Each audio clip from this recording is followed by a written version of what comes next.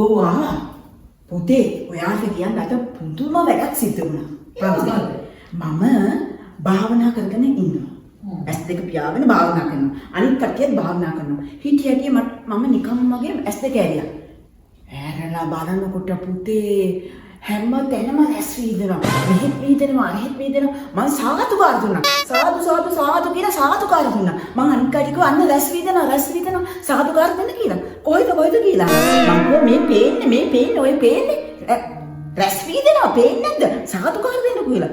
ඒගොල්ලෝ ඔක්කොම කියනවා අපිට පේන රැස් එකක් නැහැ කියලා. බලන්න පුතේ මගේ පින්වන්තකමට බෑ මේක පෙන්නේ. මොකද මම හැමදාම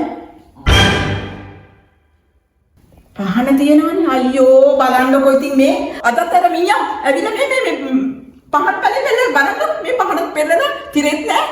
අයියෝ මේ කරන අපරාධයක් බලන්නකො. මම මේ උදේ හවස පහන් තියලා බුදුන් ඇදලා කොච්චර ශ්‍රද්ධාවෙන්ද ඉන්නේ. ඒ මගේ භක්තිය ඔක්කොම නැති කෙනා මේ කාර්යයෙන් ඉන්නවා. මේ මුංග තියන්නට පුතේ මේ දැම්ම ගිහලා ඔයා මේ පාසෙන් කරගෙන මේක කරන්න බෑ. මුංග තුරන් කරනම දාන්න ඕනේ.